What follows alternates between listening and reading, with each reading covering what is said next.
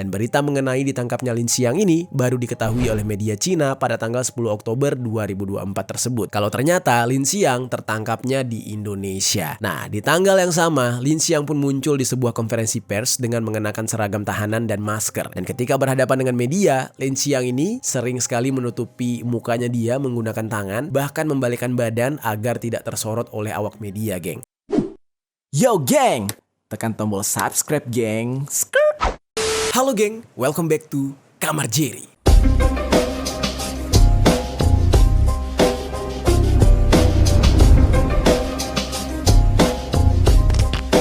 Geng, beberapa hari yang lalu ada seorang warga negara Cina atau negara Tiongkok yang bernama Lin Qiang yang ditangkap oleh otoritas Indonesia. Gak lama ini gue juga udah sempat ngebahas mengenai warga negara Cina yang lain yang juga ditangkap oleh otoritas negara kita gara-gara membuat penambangan emas ilegal di Kalimantan. Nah, lagi-lagi sekarang warga negara Tiongkok lagi gitu. Nah, tapi di sini gue tekankan ya buat teman-teman semua, konten ini tidak bermaksud rasis karena kasus yang kita bahas ini memang pure melibatkan orang yang berasal dari Tiongkok atau warga negara Cina langsung. Jadi nggak ada hubungannya dengan saudara-saudara kita keturunan Tionghoa yang ada di Indonesia atau yang sering disebut dengan Cindo. Jadi jangan sampai ada komentar rasis gitu ya. Oke, sekarang gue lanjutkan. Jadi untuk si Lin Qiang ini, dia ini melakukan kasus penipuan, geng. Kalau kemarin kasusnya penambangan emas ilegal, kali ini kasusnya penipuan. Nah, walaupun kasus penipuan oleh warga negara Cina ini penangkapannya terjadi di negara kita Indonesia, tapi korbannya itu bukan orang Indonesia, melainkan korbannya adalah orang-orang Cina sendiri. Jadi dia hanya kabur ke negara kita dan bersembunyi di sini. Nah, jadi kalau misalkan mau disamakan, dia ini persis mirip kayak Alice Guo, yaitu wali kota Filipina yang terkena kasus di negaranya lalu kabur ke Indonesia dan ditangkap di Indonesia, yang juga pernah gua bahas sebelumnya, kasus yang ini. Nah, si Lin Qiang ini melakukan penipuannya di Cina dan sudah membuat kerugian sampai 14 miliar USD atau setara dengan 218 triliun rupiah. Wah, gila. Itu duit kalau dijejerin dari Jakarta sampai Bandung kali ya. 218 triliun, geng. Gila, banyak banget. Nah, hanya saja nih ya, sebelum berhasil ditangkap oleh otoritas keamanan Cina, Lin Qiang ini sudah berhasil kabur dan ternyata dia terdeteksi berada di Indonesia. Nah, di video kali ini kita bakal ngebahas secara lengkap mengenai kronologinya dan siapa sebenarnya Lin Qiang ini. Kok bisa dia melakukan penipuan sampai menghasilkan uang segitu banyak gitu. Dan dia menjadi buronan dari Interpol sampai akhirnya ditangkap di Indonesia. Langsung aja kita bahas secara lengkap di Permisi, peristiwa misteri dari berbagai sisi.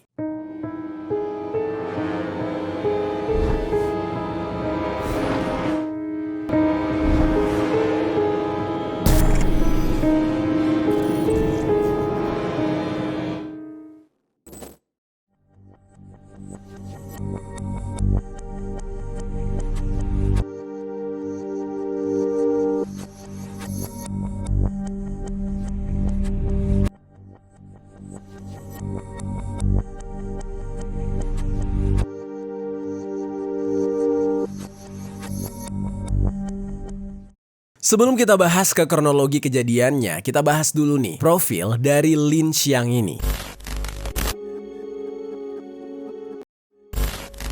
Nah, jadi geng, Lin Qiang ini memiliki nama lain yaitu Jolin dan dia sudah berusia 39 tahun. Dia punya reputasi yang sangat besar di bidang keuangan, terutama di bidang investasi. Sampai-sampai dia memiliki julukan Capital Star. Dan gak usah diragukan lagi ya, berapa banyak uang yang dia punya. Diketahui, Lin Qiang ini merupakan lulusan dari Universitas Shanghai, Jiao Tong, yang mengambil jurusan ekonomi dan perdagangan internasional dan mendapatkan gelar master dari universitas tersebut. Kemudian, dia melanjutkan pendidikan doktornya di Universitas Peking atau Peking gitu ya. Tulisannya kayak gini, gue nggak tahu cara baca yang benar gimana. Coba deh kalian koreksi ya. Setelah dia lulus, Lin Qiang itu pernah bekerja lebih dari 10 tahun di berbagai perusahaan skala besar yang bergerak di industri keuangan seperti Cathay Life Insurance, lalu ada China International Finance Securities, lalu ada China International Finance Fund, dan masih banyak lagi perusahaan lain. Terus geng, singkat cerita nih, pada tahun 2016, Lin Qiang ini mendirikan 3 ketiga perusahaannya sendiri. Jadi dia udah mulai mandiri tuh. Dia udah berani mendirikan perusahaan yang dia miliki sendiri. Kalau selama ini dia bekerja buat orang gitu. Nama perusahaannya itu yang pertama ada Hehe Asset Management yang disebut dengan Hehe Management. Emang agak lucu banget ya, Hehe gitu, kayak ketawanya orang Indonesia gitu kan. Terus ada Shanghai Hehe Capital Investment Management yang disebut dengan Hehe Capital. Nah, lalu ada lagi Hehe Future. Ketiga perusahaan tersebut berada di bawah naungan Hehe Group namanya. Dan gue nggak tahu ya, ini dia terinspirasi dari mana pakai nama Hehe gitu. Atau mungkin Hehe ini dalam bahasa Cina ada artinya tersendiri gitu. Mungkin kalian yang paham boleh tinggalkan komentar di bawah. Nah, ketiga perusahaan tersebut saling terkait satu sama lain, geng, dalam hal bisnis, sehingga perusahaan tersebut membentuk sebuah sistem yang dikenal dengan sebutan sistem Hehe atau Hehe System. Dan untuk perusahaan Hehe Capital itu terdaftar memiliki modal sebesar 1 miliar yuan atau setara dengan 2,1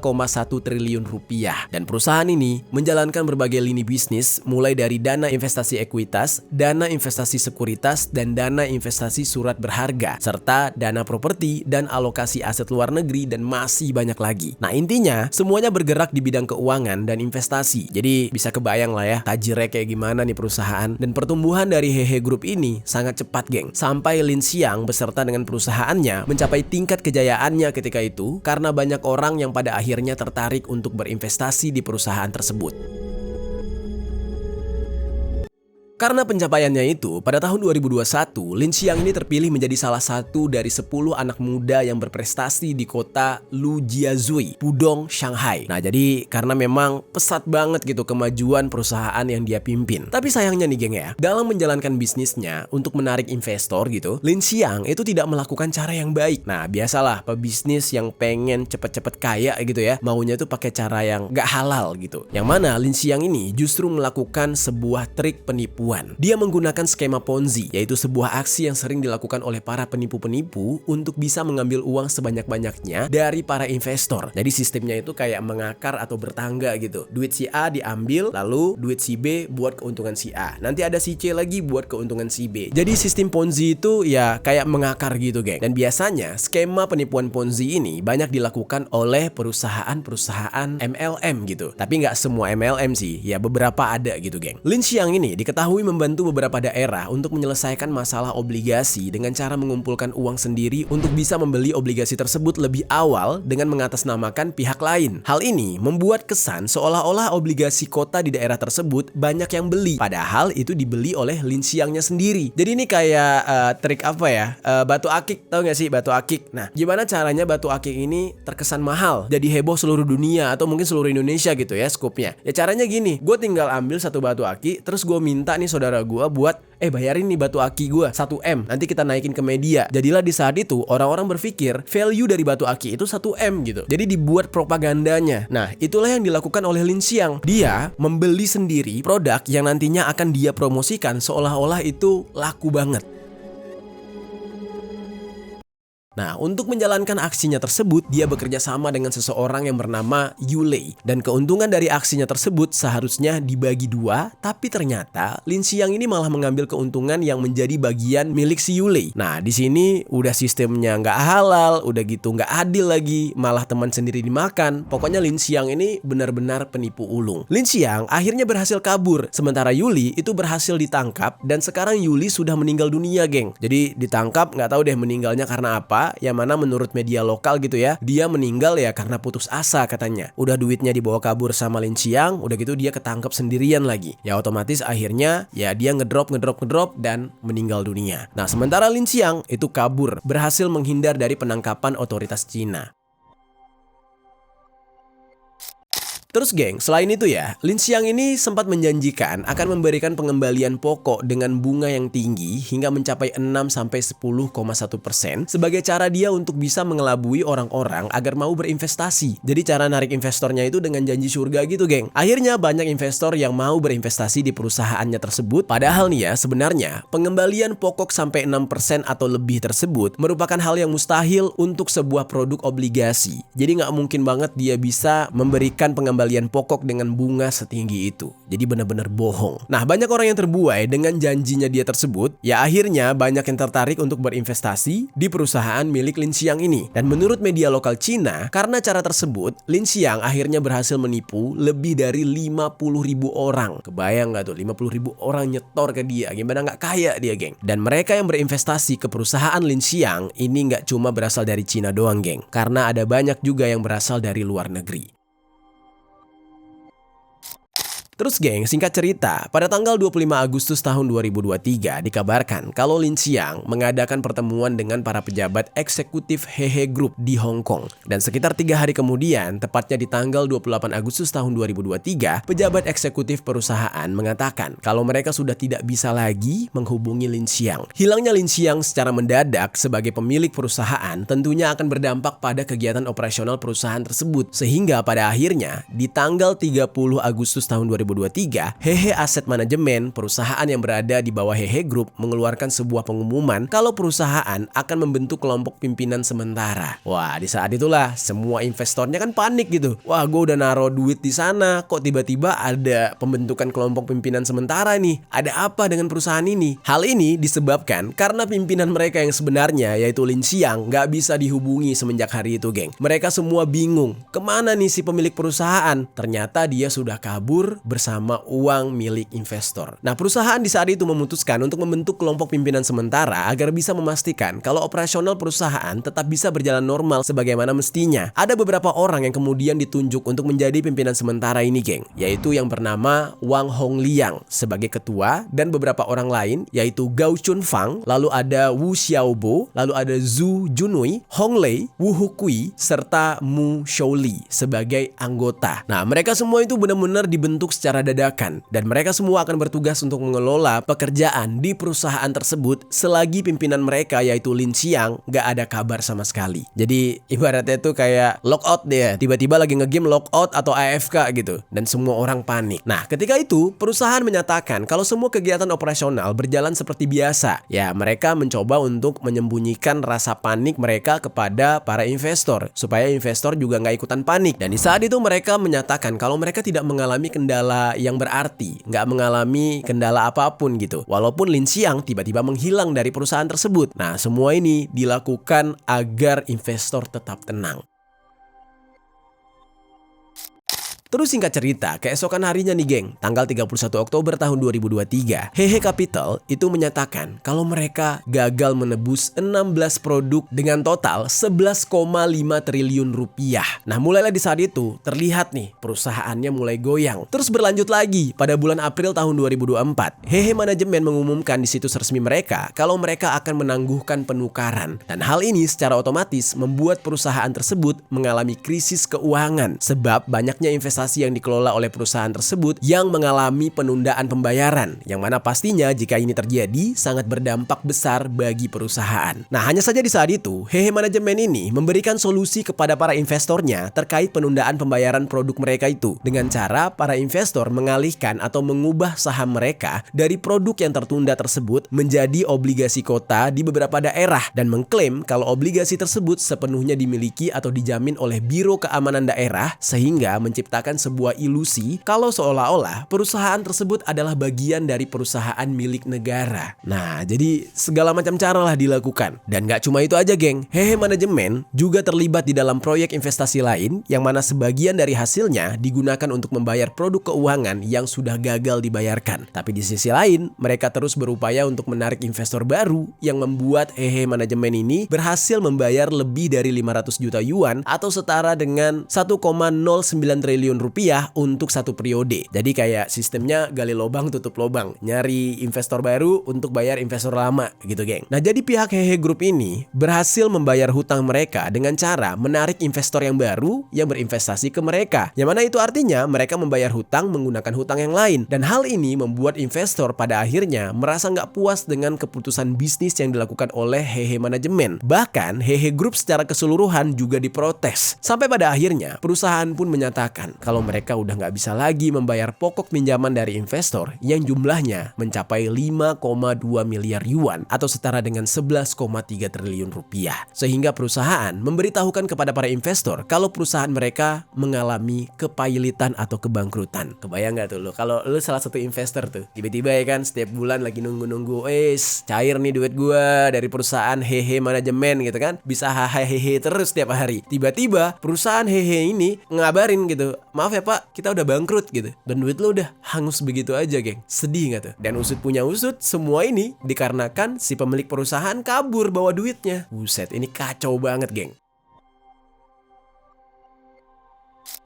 Dan semenjak itu, ya bayangkan aja 50.000 investor lebih, apalagi tambah yang baru-baru. Mereka udah pasti nggak bisa terima kalau uang mereka tidak akan kembali. Nah, pada akhirnya permasalahan ini pun menjadi permasalahan yang benar-benar besar, menjadi problem nasional di Cina sendiri, dan pemerintah Cina itu langsung melakukan pengejaran terhadap si pimpinan hehe manajemen, yaitu Lin Xiang. Nah, sekarang kita masuk ke dalam pembahasan selanjutnya, yaitu mengenai pengejaran dan penangkapan Lin Xiang yang ternyata kabur ke negara kita, Indonesia.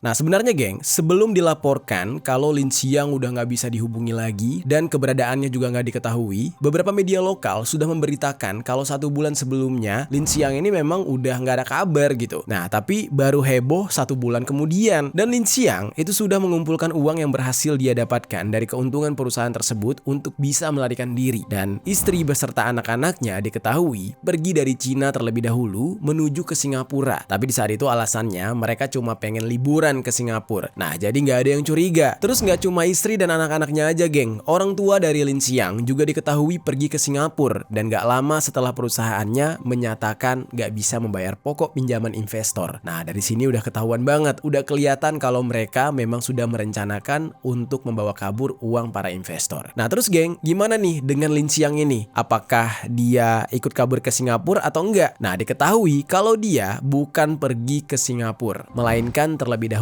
kabur ke Hong Kong, baru setelah itu dia menuju ke Singapura. Nah dia sempat beberapa saat ke Singapura sebelum akhirnya ke Indonesia. Terus sementara itu, para investor yang merasa dirugikan kemudian melaporkan kasus ini kepada pihak kepolisian karena merasa dirugikan oleh perusahaan milik Lin Xiang ini. Dan kepolisian Shanghai itu membuka kasus ini dan menuduh Lin Xiang sudah melakukan dugaan penipuan investasi menggunakan dana ilegal. Dan karena Lin Xiang ini nggak bisa ditemukan sebab diduga sudah kabur ke luar negeri, akhirnya Lin Xiang kemudian dimasukkan ke dalam daftar Red Notice milik Interpol. Jadi dia itu masuk ke dalam daftar pencarian orang gitu geng. Nah untuk bisa menangkap Lin Xiang, pihak kepolisian Shanghai juga meminta bantuan kepada pihak pemerintah Indonesia untuk bisa melacak keberadaan Lin Xiang yang kemungkinan besar di saat itu dicurigai dia berada di Singapura lalu nyebrang ke Indonesia. Nah sehingga kemungkinan besar dia memang menetap di Indonesia. Nah ternyata nih geng, benar-benar sudah sampai ke Indonesia. Dia sudah sampai ke Indonesia tepatnya di Bali pada tanggal 26 September tahun 2024 sebelum pihak imigrasi Indonesia menerima red notice dari pemerintah Cina. Dan Lin Xiang itu berangkat dari Singapura menuju ke Bali menggunakan maskapai penerbangan Singapore Airlines dan tiba di Bandara Ngurah Rai pada jam 7 malam. Buset, gila ya. Kalau dipikir-pikir udah kesekian kali gitu para penipu dari negara luar masuk ke Indonesia yang seolah-olah di negara kita itu gampang banget gitu keluar masuk orang-orang seperti ini gitu kan. Dan dia bisa masuk ke Indonesia itu menggunakan paspor dari Turki geng atas nama Jolin. Nah karena pemerintah Indonesia sebelumnya belum mendapatkan informasi mengenai red notice tersebut, akhirnya membuat Lin Xiang itu berhasil masuk ke Indonesia tanpa hambatan dan ya tanpa ragu gitu. Nah dia bisa masuk ke Indonesia menggunakan paspor dari Turki dengan nama palsunya yaitu Jolin, dan ternyata nama itu bisa dia pakai untuk berpergian ke luar negeri. Nah namanya juga banyak duit kan, jadi bisa memasukkan identitas dengan gampang. Dan di saat pemerintah Indonesia belum mendapatkan peringatan atau informasi mengenai red notice dari Cina, akhirnya membuat Lin Xiang berhasil masuk ke Indonesia dengan gampang, dengan mudah, tanpa hambatan. Dan dia langsung menggunakan identitas palsunya dengan nama Jolin tadi. Lin Xiang juga memilih Bali sebagai tempat untuk transit sementara dalam pelariannya. Jadi di Bali itu dia bentar doang, terus dia pengen berangkat ke negara lain lagi. Lalu kemudian setelah pihak Indonesia menerima red notice mengenai keberadaan Lin Xiang ini, data biometrik milik Lin Xiang dimasukkan ke dalam database milik bandara yang ada di Indonesia. Sehingga kalau sampai dia melakukan perjalanan ke luar negeri, secara otomatis keberadaannya dia bakal diketahui oleh pihak imigrasi. Karena sekarang kan ya pendeteksi wajah itu udah sangat canggih gitu geng. Sampai pada akhirnya Lin Xiang ini berniat untuk ingin kabur lagi dan pasti melewati pemeriksaan di bandara. Dan pada saat melakukan pemeriksaan inilah karena datanya Lin Xiang sudah masuk ke database bandara sehingga dia berhasil teridentifikasi di sistem AutoGate Bandara Ngurah Rai melalui face recognition atau teknologi pengenalan wajah, dan diketahui kalau dia di saat itu ingin kembali ke Singapura menggunakan maskapai Singapore Airlines pada tanggal 1 Oktober tahun 2024. Dan oleh sebab itu Lin Xiang berhasil diamankan oleh pihak imigrasi yang ada di Bandara Ngurah Rai, yang akhirnya dilakukanlah sejumlah pemeriksaan kepada dia untuk memastikan apakah benar Lin Xiang yang di saat itu bernama Jolin ini sama dengan Lin Xiang yang sedang dicari dan menjadi incaran pihak Interpol. Nah, dia menjalani pemeriksaan selama 3 hari di kantor imigrasi kelas 1 khusus TPI Ngurah Rai. Selanjutnya, Lin Xiang ini dipindahkan ke Ditjen Imigrasi pada tanggal 4 Oktober tahun 2024. Dan menurut keterangan dari Direktur Jenderal Imigrasi yang bernama Silmi Karim, kalau seluruh tempat pemeriksaan imigrasi di Indonesia sudah terintegrasi dengan Interpol Global Police Communication System yang biasa disingkat dengan IGCS. Dan IGCS ini adalah sebuah jaringan komunikasi Interpol yang beroperasi 24 jam penuh, sehingga nggak mungkin kalau ada buronan Interpol yang datanya sudah masuk ke dalam sistem itu bisa berhasil kabur dari bandara. Jadi udah secanggih itu geng negara kita. Dan setelah dicocokkan nih ya dengan data yang diberikan oleh pemerintah Cina, ternyata Jolin yang ditangkap di Bandara Ngurah Rai adalah benar Lin Xiang. Nah kemudian pada tanggal 7 Oktober tahun 2024, tim penyidik dari Ditjen Imigrasi berkoordinasi dengan beberapa pihak yang terkait, yaitu perwakilan pemerintah Cina, Second Secretary Turki Indonesia, terus serta Kasubdit Kejahatan Internasional dan Sekretaris NCB Interpol Indonesia. Nah, di dalam pertemuan tersebut disepakatilah kalau Lin Xiang akan diserahkan pada NCB Interpol Indonesia pada tanggal 10 Oktober tahun 2024. Dan berita mengenai ditangkapnya Lin Xiang ini baru diketahui oleh media Cina pada tanggal 10 Oktober 2024 tersebut. Kalau ternyata Lin Xiang tertangkapnya di Indonesia. Nah, di tanggal yang sama, Lin Xiang pun muncul di sebuah konferensi pers dengan mengenakan seragam tahanan dan masker. Dan ketika berhadapan dengan media, Lin Xiang ini sering sekali menutupi mukanya dia menggunakan tangan, bahkan membalikkan badan agar tidak tersorot oleh awak media, geng. Nah, tapi penipu-penipu kayak gini terkadang ya udah dia dipenjara kayak gitu ya. Kalau nggak dihukum mati atau nggak diberi hukuman berat, ya ujung-ujungnya tetap menguntungkan dia juga. Pada suatu hari nanti ketika dia akhirnya keluar dari penjara, dia akan menikmati sisa-sisa uang dari hasil dia menipu gitu kan. Dan menurut keterangan dari Kepala Divisi Hubungan Internasional Polri, yaitu Irjen Krisnamurti, mengatakan untuk proses ekstradisi atau deportasi dari Lin Xiang ini masih membutuhkan proses yang panjang, geng, karena melibatkan pihak dari Interpol dan Kementerian Luar Negeri. Dan proses ini akan dilakukan setelah semua verifikasi selesai. Nah, pihak dari Indonesia juga harus memastikan kalau proses ekstradisi ini sesuai dengan mekanisme hukum yang berlaku dan tidak bertentangan dengan perjanjian internasional. Nah, untuk informasi terakhir yang gue dapatkan ya, proses ekstradisi dari Lin Xiang ini sedang menunggu koordinasi lebih lanjut dengan Kementerian Luar Negeri, geng. Pihaknya akan melakukan validasi terhadap buronan tersebut dengan meminta bantuan Kementerian Luar Negeri. Validasi itu penting dilakukan untuk memastikan identitas buronan. Ini kalau kita berkaca ya geng, dari kasusnya Alice Guo yang juga melarikan diri ke Indonesia, sepertinya Indonesia ini kayak jadi salah satu negara yang dituju oleh para buronan luar negeri gitu kan. Dari beberapa kasus yang gue lihat nih, kayak pernah gangster atau anggota kartel Meksiko juga pernah ke Bali, terus ngerampok orang Turki dia di sana. Nah terus ada Alice Guo, terus ada banyak lagi pokoknya buronan-buronan internasional yang lari ke Indonesia. Kok kayak gampang banget masuk ke negara kita gitu kan. Dan karena memang negara kita ini merupakan sebuah negara kepulauan yang terletak antara Asia dan Pasifik Selatan, sehingga menjadi negara yang menarik bagi kejahatan internasional. Ditambah lagi dengan penduduknya yang beragam, jadinya orang-orang di luar negeri tuh merasa aman di sini karena bisa menyatu dan nyaru gitu. Contoh nih, si Lin Xiang ini, dia merasa dia bisa masuk ke Indonesia karena di Indonesia juga ada keturunan Tionghoa yaitu Cindo gitu. Nah, Cindo dengan orang Cina secara fisik ya mirip-mirip, jadinya bisa menyatu, bisa nyaru. Cuma bedanya nggak bisa bahasa Indonesianya aja gitu. Dan misalkan nih orang-orang dari Thailand ya datang ke Indonesia, ya ada banyak yang mirip juga, terutama orang-orang dari Jawa. Orang-orang dari Jawa tuh mirip banget sama orang Thailand, sama orang Vietnam. Jadi makanya Indonesia tuh menjadi tempat yang paling cocok untuk mereka datang melarikan diri gitu. Kantor dari Imigrasi Ngurah Rai memiliki laporan kalau pihak imigrasi menolak sebanyak 318 warga negara asing untuk masuk ke Bali sejak bulan Januari sampai Maret 2024. Di antara 318 orang tersebut, 11 orang di antaranya ternyata merupakan buronan Interpol dan gue nggak bisa nyebutin nih PEDOFIL. Nah, tulis aja nih ya, baca gitu. Nah, itu banyak banget yang mau masuk ke Indonesia tapi ditolak. Dan sementara 132 orang yang ditolak lainnya itu karena nggak punya visa dan 158 orang lainnya itu karena masa berlaku paspornya kurang dari 6 bulan dan beberapa faktor lainnya yang membuat mereka tidak bisa masuk ke negara kita. Terus geng, masih melalui Irjen Pol Krisnamurti, beliau mengatakan kalau sebenarnya masih ada 7 orang buronan Indonesia yang saat ini berada di Cina tapi sampai saat ini belum juga berhasil ditangkap oleh pemerintah Cina. Padahal menurut Pak Krisnamurti, pihak kepolisian Indonesia sudah menginfokan mengenai di mana tempat persembunyian ketujuh buronan tersebut. Tapi anehnya, pihak pemerintah Cina masih saja nggak berhasil menangkap mereka. Nah, beda dengan kita nih. Sekalinya dikasih tahu, kita langsung sigap menangkap buronan dari Cina ini. Nah, cuma Pak Krisnamurti itu nggak menjelaskan apa penyebab atau faktor kenapa 7 buronan yang disebutkan yang sedang dicari oleh negara kita ini belum berhasil ditangkap oleh pemerintah Cina itu alasannya kenapa. Jadi nggak dijelaskan lah. Nah, tapi sementara Indonesia udah banyak banget ngebantu negara-negara asing untuk menangkap buronan mereka di negara kita. Nah, oleh karena itu nih geng, pihak Indonesia itu berharap banget gitu ada kerjasama yang baik dengan pemerintah Cina terkhususnya untuk sama-sama menangkap ketujuh buronan Indonesia yang ada di Cina tersebut. Ya, supaya fair lah gitu, ya kan? Sama-sama adil. Nah, itu dia geng, pembahasan kita hari ini mengenai Lin Xiang yang melakukan penipuan dan berhasil ditangkap di Bali. Gimana menurut kalian? Coba tinggalkan komentar di bawah.